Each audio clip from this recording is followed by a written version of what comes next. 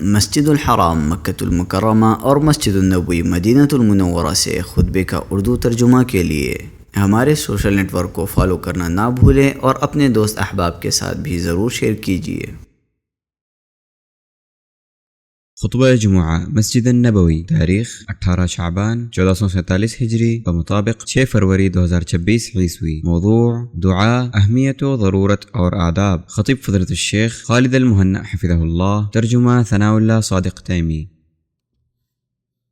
تمام تعریف اللہ کے لیے ہے، میں اس کی حمد بیان کرتا ہوں، اس سے مدد چاہتا ہوں اور اس سے مغفرت طلب کرتا ہوں۔ میں اللہ کی پناہ چاہتا ہوں اپنے نفسوں کی برائیوں سے اور اپنے برے اعمال سے۔ جسے اللہ ہدایت دے اسے کوئی گمراہ کرنے والا نہیں، اور جسے وہ گمراہ کر دے اسے کوئی ہدایت دینے والا نہیں۔ اور میں گواہی دیتا ہوں کہ اللہ کے سوا کوئی معبود برحق نہیں، وہ اکیلا ہے، اس کا کوئی شریک نہیں۔ اور میں گواہی دیتا ہوں کہ محمد اللہ کے بندے اور اس کے رسول ہیں۔ اے ایمان والو، اللہ تعالیٰ سے اتنا ڈرو جتنا اس سے ڈرنا چاہیے، اور دیکھو مرتے دم تک مسلمان ہی رہنا۔ اے لوگو، اپنے پروردگار سے ڈرو جس نے تمہیں ایک جان سے پیدا کیا اور اسی سے اس کی بیوی کو پیدا کر کے ان دونوں سے بہت سے مرد اور عورتیں پھیلا دیں۔ اس اللہ سے ڈرو جس کے نام پر ایک دوسرے سے مانگتے ہو، اور رشتے ناطے توڑنے سے بھی بچو، بے شک اللہ تعالیٰ تم پر نگہبان ہے۔ اے ایمان والو، اللہ تعالیٰ سے ڈرو اور سیدھی سیدھی یعنی سچی باتیں کیا کرو، تاکہ اللہ تعالیٰ تمہارے کام سنوار دے اور تمہارے گناہ معاف فرما دے، اور جو بھی اللہ اور اس کے رسول کی تابعداری کرے گا اس نے بڑی مراد پالی۔ اما بعد، آج کا یہ بیان ایک ایسی عبادت کے بارے میں ہے جسے اللہ عز و جل پسند کرتا ہے اور جس سے وہ خوش ہوتا ہے۔ قرآن میں اللہ نے اس عبادت کا حکم دیا ہے اور اس کے پیارے رسول نے اس کی ترغیب دلائی ہے۔ جس کے ساتھ اللہ بھلائی کا ارادہ فرماتا ہے اسے اس کی راہ پر لگا دیتا ہے، اس کی طرف رہنمائی کرتا ہے اور اس کے لیے اس کے دروازے کھول دیتا ہے۔ پھر وہ اس کے سائے میں آرام، اس کے اندر روحانی تسکین اور اس کے دامن میں راحت پاتا ہے۔ یہ وہ عبادت ہے جسے انبیاء اور رسولوں نے لازم پکڑا اور صالحین و اولیاء نے اسی پر بھروسہ کیا تو اس کے ذریعے انہوں نے سکون پایا، اس کی شیرینی چکھی اور اس کی برکتیں دیکھیں۔ اللہ کے بندو،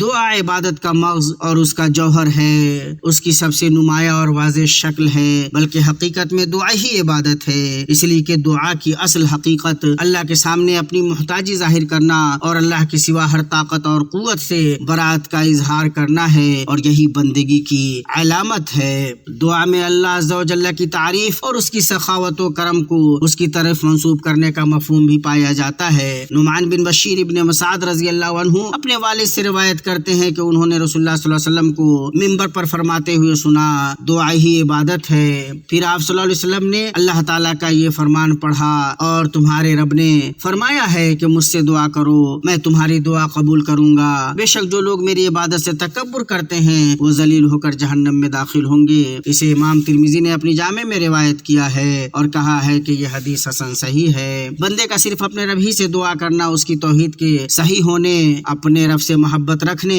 اور اپنے خالق سے وابستہ ہونے کا سب سے سچا ثبوت ہے۔ بندے کی توحید جتنی مستحکم ہوگی اس کی دعا بھی اتنی ہی عظیم، زیادہ اور وسیع ہوگی۔ بندے کو اپنے مولا سے مانگنے میں لذت محسوس ہوگی اور دعا اس کی عادت اور معمول بن جائے گی۔ دعا کی لذت سے وہی محروم ہوتا ہے جو سزا کا مستحق ہو، اور اس سے دھوکے میں وہی ہے جو بے توفیق اور متکبر ہو۔ دعا طاقتوروں اور کمزوروں دونوں کا ہتھیار ہے، انبیاء اور برگزیدہ لوگوں کی پناہ گاہ ہے، اور اسی کے ذریعے وہ ہر مصیبت کو دور کرنے کا سوال کرتے ہیں۔ خوش نصیب ہے وہ شخص جسے اللہ نے دعا کی محبت دے دی، اسے قبولیت کے اسباب سکھائے، اس کے آداب سے آگاہ کیا اور اسے ان چیزوں سے دور رکھا جو دعا میں ممنوع ہیں اور قبولیت میں رکاوٹ بنتی ہیں۔ جو بندہ اپنے رب سے اس طرح دعا کرتا ہے جس طرح اس کا رب پسند کرتا ہے، اللہ اسے اپنے قریب کر لیتا ہے، اسے عزت دیتا ہے، پناہ دیتا ہے اور اسے عزیز بناتا ہے۔ اور جسے دعا کی توفیق دے دی گئی اس کی قبولیت چاہی گئی، اور جب بندے کو یہ کنجی دے دی جاتی ہے تو اللہ اس کے لیے دروازے کھولنا چاہتا ہے۔ عمر فاروق رضی اللہ عنہ فرماتے ہیں، میں قبولیت کی فکر نہیں کرتا بلکہ دعا کی فکر کرتا ہوں، کیونکہ جب مجھے دعا کی توفیق مل جاتی ہے تو قبولیت بھی اس کے ساتھ ہوتی ہے۔ چونکہ رب العالمین بے نیاز، قابل حمد، بے انتہا فیاض، علم والا،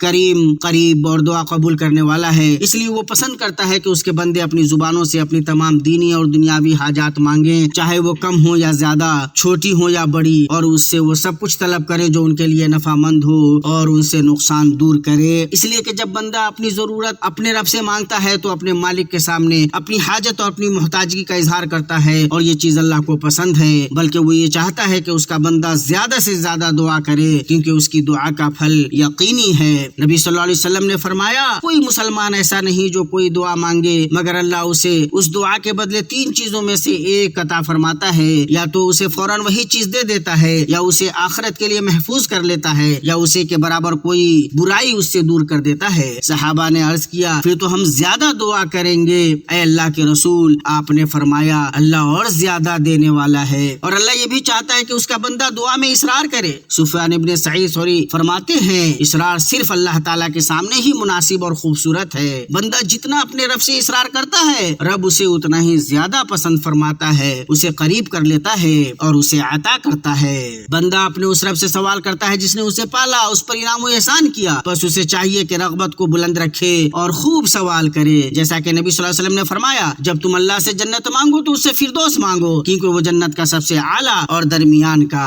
حصہ ہے اور اس کی چھت رحمان کا عرش ہے۔ اللہ کے بندو، اللہ یہ پسند کرتا ہے کہ بندہ اپنی ذات میں باعزت اور اپنے رب کے سامنے بچھا ہو، لوگوں سے بے نیاز ہو اور اپنے مالک سے سوال کرنے والا ہو، لوگوں سے بے پرواہ ہو اور اپنے مالک کے سامنے محتاج ہو۔ اور بندے کے لیے یہ بات بہت بری ہے کہ وہ بندوں سے سوال کرتا پھرے، جبکہ اسے اپنے مالک کے ہاں وہ سب کچھ مل سکتا ہے جو وہ چاہتا ہے۔ جو بندہ اپنے رب سے محبت رکھتا ہے اور اسے یاد کرتا ہے، وہ ہر حال میں دعا کرتا ہے، خوشحالی میں بھی اور بدحالی میں بھی۔ وہ دعا کو مشکل حالات کے لیے مؤخر نہیں کرتا۔ ابو الدرداء رضی اللہ عنہ فرماتے ہیں، اپنی خوشحالی کے زمانے میں اللہ سے دعا کرو تاکہ وہ تمہاری دعا تمہاری بدحالی کے دن قبول فرما لے۔ ان کی یہ بات رسول اللہ صلی اللہ علیہ وسلم کے اس فرمان سے ماخوذ ہے، خوشحالی کے وقت اللہ کو پہچانو، وہ تمہیں بدحالی کے وقت پہچانے گا۔ کتنے ہی بندے ہیں جنہیں ان کا رب مصیبت میں مبتلا کرتا ہے تاکہ انہیں اپنی وسیع رحمت کی طرف لے آئے، ان کی گریہ وزاری والی دعا سننے اور ان کی اشکبار آنکھ دیکھے۔ مومن بھائیو، اللہ نے اپنے بندوں کو سکھایا ہے کہ وہ اسے کیسے پکاریں۔ اس نے فرمایا، اور اللہ کے لیے اچھے اچھے نام ہیں، بس تم اسے انہی ناموں سے پکارو اور ان لوگوں کو چھوڑ دو جو اس کے ناموں میں کجروی کرتے ہیں، ان قریب انہیں ان کے اعمال کا بدلہ دیا جائے گا۔ پس بندہ جتنا اپنے مالک سے دعا کرتے ہوئے اس کے ناموں اور صفات کو ان کے مناسب مقامات پر ذکر کرے گا، نام کے تقاضے کے مطابق اس کے معنی جان کر دعا کرے گا، وہ اللہ کو اتنا ہی زیادہ محبوب ہوگی اور قبولیت کے لیے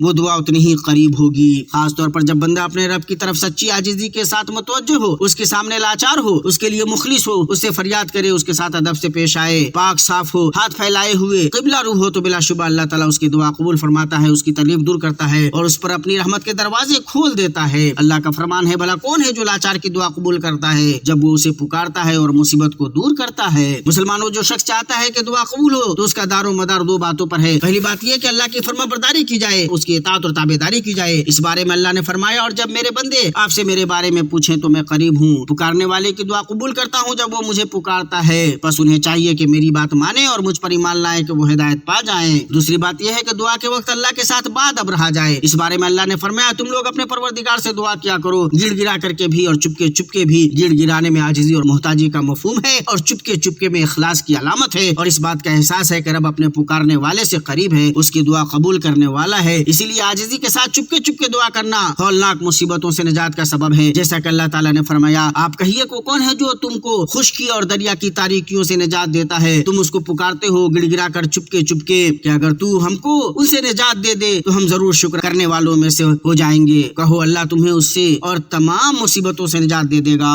یاد رکھو، دعا کے اہم آداب میں سے یہ ہے کہ دعا کرنے والا اللہ تعالیٰ کی حمد و ثنا سے آغاز کرے، پھر اللہ کے نبی پر درود سلام بھیجے، پھر اپنے آقا و مالک کی طرف متوجہ ہو کر اپنی حاجت کا سوال کرے۔ کتنے ہی دعا کرنے والے ایسے ہیں جو دعا کرتے ہیں مگر ان کا دل غافل اور بے پرواہ ہوتا ہے۔ اسی طرح دعا کرنے والے کو چاہیے کہ مالک ملک سے سوال کرتے ہوئے ایسے الفاظ اختیار کرے جو اس کی شان اور عظمت کے لائق ہوں۔ امام خطابی رحمہ اللہ فرماتے ہیں، بندے کو چاہیے کہ وہ دعا اور اپنے رب کی ثنا کے لیے بہترین اور عمدہ ترین الفاظ منتخب کرے جو جامع اور واضح ہوں، کیونکہ یہ دعا بندے کی اپنے مالک کے ساتھ سرگوشی ہے جس کی کوئی اور نظیر نہیں۔ ان کی بات ختم ہوئی۔ اللہ کے بندو، جامع دعائیں وہ دعائیں ہیں جو دنیا و آخرت کی بھلائیوں کو سموئے ہوئی ہوں، الفاظ میں مختصر مگر معنی میں زیادہ ہوں۔ اما عائشہ رضی اللہ عنہا نے خبر دی ہے کہ رسول اللہ صلی اللہ علیہ وسلم جامع دعائیں پسند فرماتے تھے اور ان کے علاوہ دعائیں چھوڑ دیتے تھے۔ اور انس رضی اللہ عنہ فرماتے ہیں، نبی صلی اللہ علیہ وسلم سب سے زیادہ یہ دعا کرتے تھے، ربنا آتنا فی الدنیا حسنہ وفی الآخرۃ حسنہ وقنا عذاب النار، اے ہمارے رب ہمیں دنیا میں بھی بھلائی بھلائی عطا فرما اور آخرت میں بھی بھلائی عطا فرما اور ہمیں دوزخ کے عذاب سے بچا۔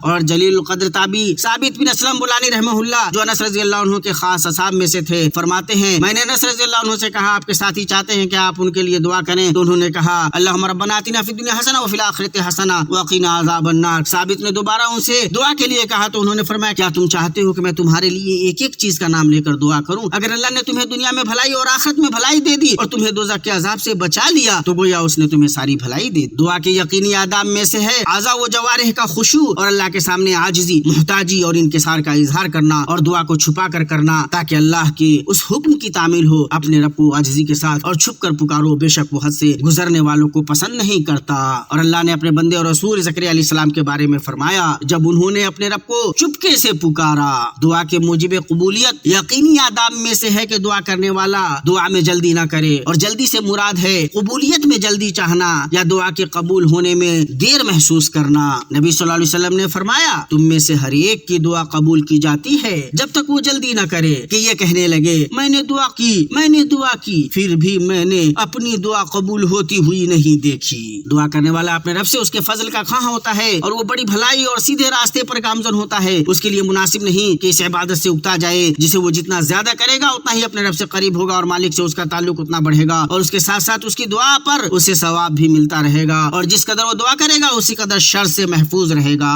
دعا میں جلد بازی کی ایک صورت یہ بھی ہے کہ آدمی غصے یا تنگی کے وقت اپنے حلو یا مال کے لیے بد دعا کر دے۔ اللہ تعالیٰ فرماتا ہے اور انسان برائی کی دعا ایسے کرتا ہے جیسے بھلائی کی دعا کرتا ہے، اور انسان بڑا جلد باز ہے۔ دعا کے آداب میں سے یہ بھی ہے کہ اس میں شرط نہ لگائے، مثلا یہ نہ کہے اے اللہ اگر چاہے تو مجھے بخش دے، یا کسی سے کہے اللہ تمہاری دعا قبول فرمائے اگر وہ چاہے۔ آپ صلی اللہ علیہ وسلم نے فرمایا تم میں سے کوئی یہ نہ کہے اے اللہ اگر چاہے تو مجھے بخش دے، اے اللہ اگر چاہے تو مجھ پر رحم فرما، بلکہ پختہ ارادے کے ساتھ سوال کرے، کیونکہ اللہ کو کوئی مجبور نہیں کر سکتا۔ اللہ کے بندو بدبختی یہ ہے کہ بندہ دعا میں پوری محنت کرے پھر بھی اس کی دعا قبول نہ ہو، کیونکہ بندہ دعا کے بعض موانع اور اس کی رکاوٹوں میں مبتلا ہے، اور نبی صلی اللہ علیہ وسلم نے ایسی دعا سے پناہ مانگی ہے جو سنی نہ جائے۔ جان لو دعا کی قبولیت کے سب سے سنگین اور نقصان دہ رکاوٹ دعا کرنے والے کا حرام کمائی اور حرام کھانے پینے میں مبتلا ہونا ہے۔ نبی صلی اللہ علیہ وسلم نے ایک ایسے شخص کا ذکر فرمایا جس میں قبولیت دعا کی امید دلانے والے تمام ظاہری اسباب جمع تھے، جیسے لمبا سفر، پراگندہ حالت، آسمان کی طرف ہاتھ اٹھانا اور ربوبیت کے نام سے اللہ پر اصرار کرنا،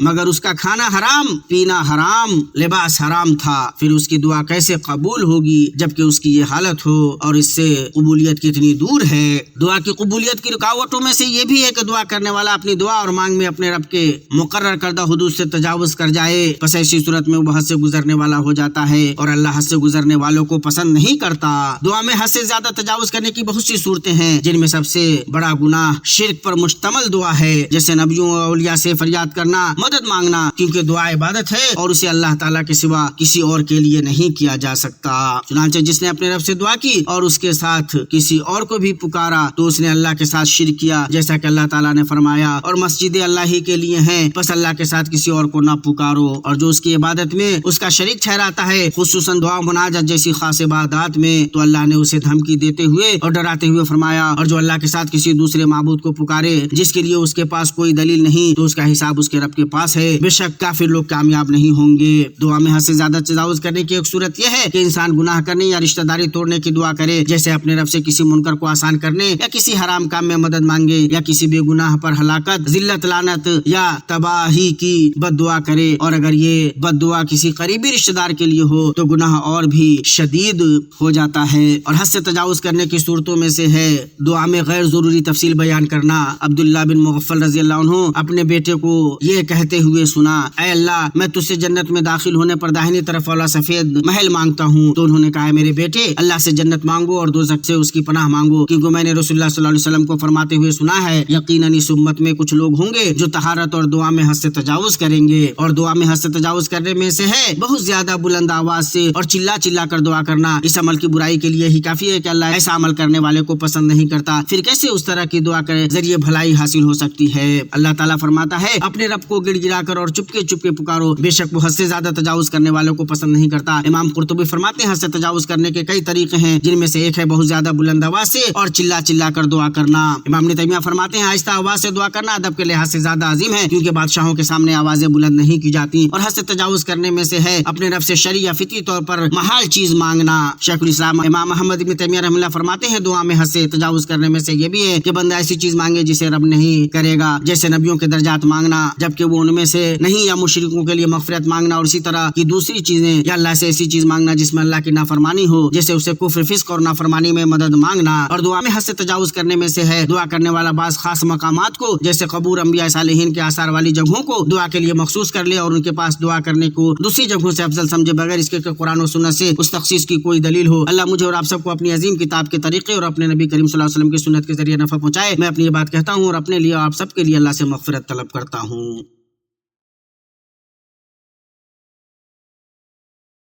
ہر قسم کی تعریف اللہ کے لیے ہے، اس نے اپنے بندوں پر احسان کیا بئی طور کہ اس نے ان کے لیے اپنے دروازے کھولے، انہیں دعا کرنے کا حکم دیا اور دعا قبول کرنے کا ان سے وعدہ کیا۔ میں اس کی حمد بیان کرتا ہوں اور حمد بھی اس کی نعمتوں میں سے ہے، اور میں اس سے اس کے مزید فضل و کرم کا سوال کرتا ہوں، اور میں گواہی دیتا ہوں کہ محمد اس کے بندے اور رسول خاتم الانبیاء ہیں۔ جب تک زمین و آسمان رہیں ان پر اور ان کے نیکو متقی آل و اصحاب پر دائمی درود نازل ہو اور بہت زیادہ سلامتی ہو۔ اما بعد، اللہ کے بندوں، توفیق یافتہ بندہ وہ ہے جو اپنے رب سے دعا کرنے کے لیے سب سے معزز اوقات و حالات اختیار کرتا ہے اور سب سے افضل دعائیں تلاش کرتا ہے۔ چنانچہ وہ مغفرت کی طلب کے لیے رات کے آخری حصے کا قصد کرتا ہے جب اللہ سبحانہ آسمان دنیا پر اس طرح نازل ہوتا ہے جس طرح اس کی عظمت و جلال کے شایع نشان ہے، اور وہ اپنے رب سے اذان و اقامت کے درمیان اس کا فضل مانگتا ہے، اور جمعہ کے دن کی آخری گھڑیوں میں اور اپنی نماز کے سجدوں میں اور فضیلت والے معظم زمانوں میں جیسے رمضان کے آخری عشرے میں، ذی الحجہ کے پہلے عشرے میں، اور عبادتوں کے مکمل ہونے پر جیسے حج میں اور نماز کے آخری حصے میں بطور خاص سلام سے پہلے جیسے ہمارے نبی صلی اللہ علیہ وسلم اکثر کیا کرتے تھے۔ اور جہاں تک حالات کی بات ہے تو ہر اس حال میں جس میں بندہ اپنے دل کی صفائی، نیت کا اخلاص،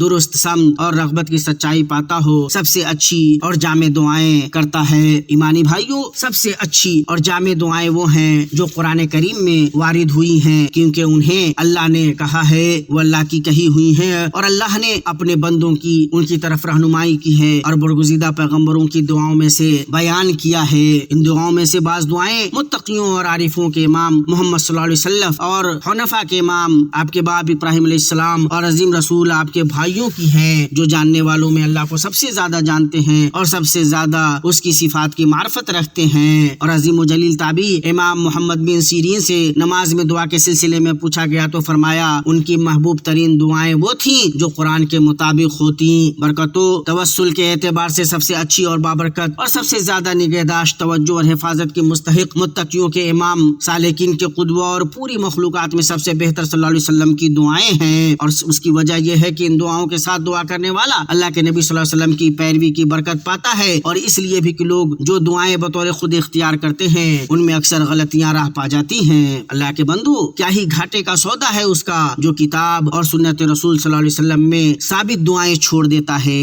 انہیں نہیں مانگتا اور دوسری دعائیں تلاش کرتا ہے اور ان کی پابندی کرتا ہے۔ شیخ الاسلام امام ابن تیمیہ رحمہ اللہ فرماتے ہیں، اذکار اور دعائیں سب سے افضل عبادتیں ہیں، اور عبادتوں کی بنیاد توقیفی ہیں اور ان کی بنیاد اتباع ہے، خواہش نفس اور بدعت نہیں۔ چنانچہ نبی دعائیں اور اذکار سب سے اچھی دعائیں اور اذکار ہیں جن کی تلاش دعا کرنے والا کرتا ہے، اور ان اذکار و ادعیہ کو اپنانے والا امان و سلامتی کی راہ پر ہے، اور ان کے فوائد و نتائج زبان بیان نہیں کر سکتی اور انسان ان کا احاطہ نہیں کر سکتا۔ قاضی اعاذ رحمہ اللہ فرماتے ہیں، اللہ تعالیٰ نے دعا کرنے کا حکم دیا، اپنی کتاب میں اپنی مخلوقات کو دعا سکھلایا، اللہ کے نبی صلی اللہ علیہ وسلم نے اپنی امت کو دعا کرنا سکھلایا، اور اس میں کئی چیزیں اکٹھی ہو گئیں، توحید کا علم، زبان کی معرفت اور امت کی خیر خواہی۔ چنانچہ کسی کو آپ صلی اللہ علیہ وسلم کی دعاؤں سے نہیں ادھر ادھر پھرنا چاہیے۔ سب سے عظیم، نفع بخش اور محکم دعائیں وہ ہیں جو اس مقصد تک پہنچانے والی ہوں جس کے لیے انس و جن پیدا کیے گئے ہیں، اور وہ ہے اللہ رب العالمین کے لیے بندگی کو پورا کرنا۔ اسی لیے پوری سورہ فاتحہ دعا ہے جس کی ابتدا اللہ کی ثنا سے ہوتی ہے اور اختتام اس سے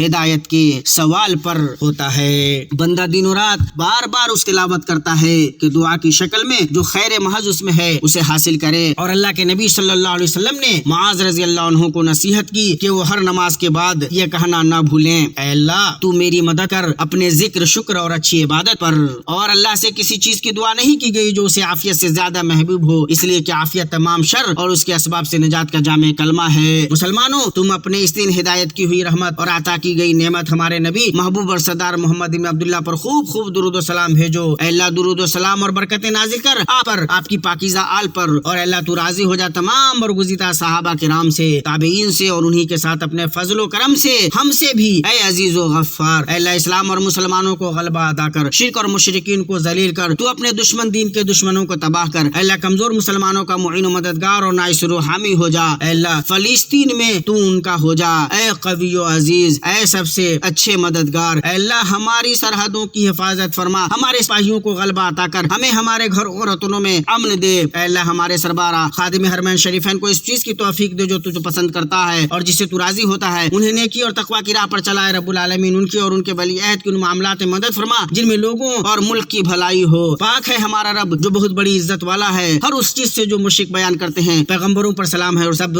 طرح کی تعریف اللہ کے لیے ہے جو سارے جہان کا رب ہے۔